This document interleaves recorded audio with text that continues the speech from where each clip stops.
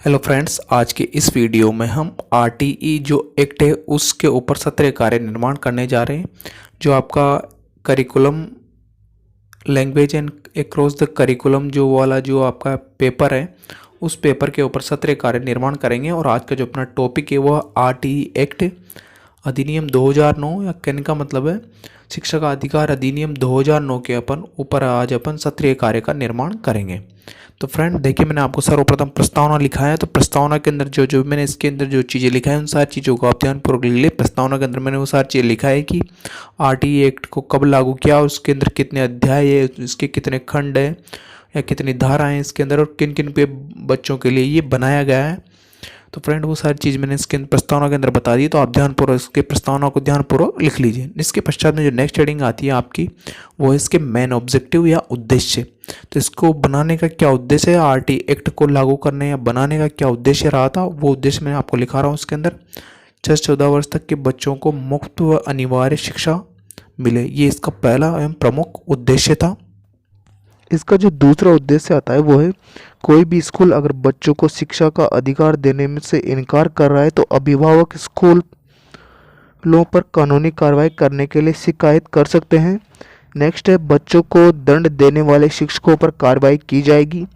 Next है, आर्थिक रूप से कमजोर वर्गों के बच्चों को मुफ्त शिक्षा प्रदान कर शिक्षित करना, बच्चों की शिक्षा के प्रति रुचि जागृत करना, लड़कियों की शिक्षा पर विशेष ध्यान देना, ग्रामीण क्षेत्रों पर शिक्षा का प्रसार करना।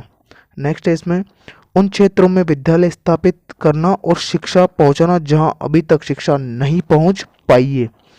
नेक्स्ट उद्देश्य आता है इसका, वो है बच्चों को मुफ्त पुस्तकें, वर्दी जिसको यूनिफॉर्म भी कहा जाता है, और स्कॉलरशिप प्रदान कर शिक्षा को बढ़ावा देना। ये उसके हो जाएंगे क्या, प्रमुख उद्देश्य। फ्रेंड इसके पश्चात में नेक्स्ट है अपना जो टॉपिक है वो है, या हेडिंग है आपकी, वो है शिक्षा का अधिकार अधिनियम 2009 के प्रावधान। तो उसके जो प्रमुख प्रावधान थे उन प्रावधानों को में से पहला प्रावधान है, प्रत्येक बच्चे को उसके घर से 1 किलोमीटर के भीतर प्राथमिक स्कूल और 3 किलोमीटर के अंदर, जो अब 2 किलोमीटर के अंदर हो गया है, के अंदर माध्यमिक स्कूल होनी चाहिए। अगर इस दूरी में स्कूल नहीं उपलब्ध होते हैं तो इसके लिए हॉस्टल या आने जाने की सुविधा होनी चाहिए। नेक्स्ट है, शिक्षा का अधिकार अधिनियम छात्र शिक्षक अनुपात, कक्षा और लड़कियों और लड़कों के लिए अलग अलग शौचालय, पीने के पानी की सुविधा, स्कूल कार्य दिवस की संख्या, शिक्षकों के कार्य के घंटे आदि से संबंधित मानक निर्धारित करना। प्रत्येक माध्यमिक प्लस प्राथमिक स्कूल को इन नियमों का पालन करना होगा। कहने का मतलब जो भी नियम है उन नियमों को माध्यमिक स्कूल और प्राथमिक स्कूल दोनों इन नियमों का पालन करेगी। कोई भी स्कूल बच्चों को दाखिला देते समय माता पिता से किसी भी प्रकार का अनुदान नहीं मांगेगा, साथ में किसी भी माता पिता का इंटरव्यू नहीं लिया जाएगा। कोई भी प्राइवेट स्कूल हो गया, जैसे बहुत से प्राइवेट स्कूल पहले क्या करते थे, माता पिता का इंटरव्यू लेते थे, उसके पश्चात ही वो बच्चे को एडमिशन देते कि माता पिता शिक्षित है अथवा नहीं है। नेक्स्ट है, किसी बच्चे की डॉक्यूमेंट की वजह से दाखिला नहीं देने मना करने के आधार पर बच्चे को प्रवेश परीक्षा के लिए मना न करना। स्कूलों में शिक्षकों और बच्चों की संख्या पर्याप्त रहेगी। विकलांग बच्चों भी सामान्य बच्चों के साथ में शिक्षा प्राप्त कर सकेंगे। किसी भी बच्चे को 8वीं कक्षा तक फेल नहीं किया जाएगा। अब नया नियम निकाल दिया फ्रेंड, फेल तो करेंगे लेकिन उसके अंदर अभी कंडीशन लगा दी है कि अगर मान लीजिए बच्चा एक बार फेल होता है तो उसको 3 महीने के भीतर वापस पुनः परीक्षा का मौका दिया जाएगा। कोई भी शिक्षक निजी शिक्षण संस्थानों के ट्यूशन नहीं चलाएगा। आरटीई 2009 में सभी प्रकार के शारीरिक दंड और मानसिक उत्पीड़न, लिंग, जाति, वर्ग और धर्म का भेदभाव, बच्चों के प्रतिगमन शुल्क, निजी के शिक्षण केंद्रों, अज्ञात स्कूलों, कार्यक्रम की स्विमिंग प्रतियोगिताओं को रोक लगाई गई है। स्कूलों में पढ़ाई के लिए उचित परिणाम सुनिश्चित करने के लिए सतत व्यापक मूल्यांकन की शुरुआत की गई है। विकलांग बच्चों के लिए मुफ्त शिक्षा के लिए उम्र बढ़ाकर 18 साल कर दी। कहने का मतलब सामान्य जो बच्चे होते हैं उनके लिए प्राथमिक जो शिक्षा है वो 6 से 14 वर्ष तक उनको पूर्ण कर लेती होती है, लेकिन जो विकलांग बच्चे हैं उनको बच्चों को मुफ्त शिक्षा मुहैया करना राज्य और केंद्र सरकार की जिम्मेदारी होगी। नेक्स्ट आता है आपकी जो हेडिंग है वो है राइट टू एजुकेशन या शिक्षा का अधिकार अधिनियम 2009 के जो महत्व है, किसका क्या महत्व उसके मैं इसमें लिखा रहा हूँ।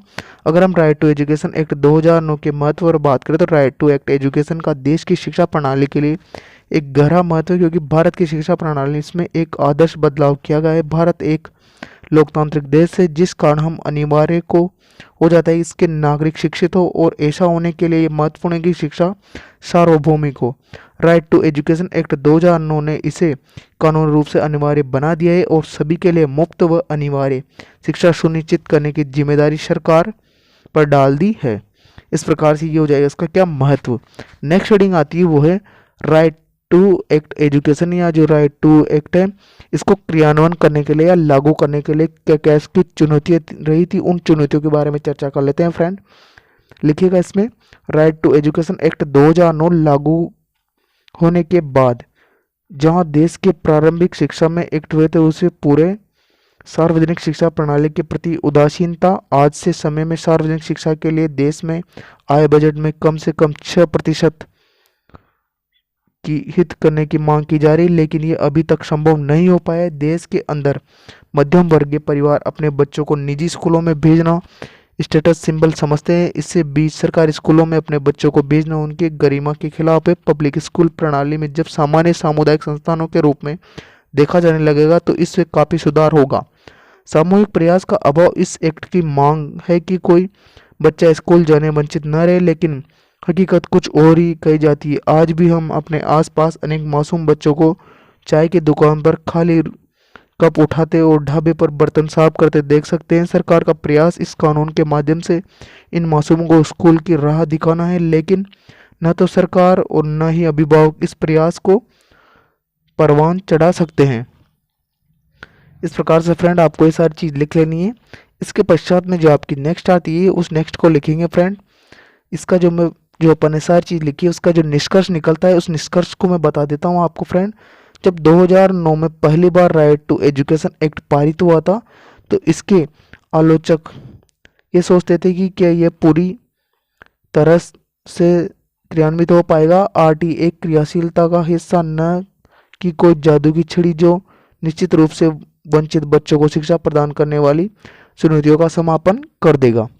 इस प्रकार से फ्रेंड ये सारी चीज़ मैंने आपको लिखा दी है। आशा करता हूँ कि आपको वीडियो अच्छा लगा होगा, तो प्लीज़ वीडियो को लाइक करें, शेयर करें और चैनल को सब्सक्राइब करना ना भूलें। अगर वीडियो अच्छा लगा हो तो प्लीज़ घंटे वाला आइकन को ऑन कर लें ताकि आपको नोटिफिकेशन सबसे पहले प्राप्त हो सके और कोई भी सूचना या वीडियो डलने पर आप हमारे वीडियो को सबसे पहले देख सकें।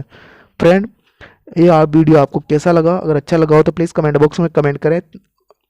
अगर आपको किसी विषय की पाठ योजना की आवश्यकता है या सत्र कार्य की आवश्यकता है तो प्लीज़ हमारे चैनल के पेज पे जाएं, वहाँ पर आपको प्लेलिस्ट मिल जाएगी। प्लेलिस्ट के अंदर लगभग सभी विषय की पाठ योजना और सत्र कार्य वहाँ पर उपलब्ध हो जाएंगे।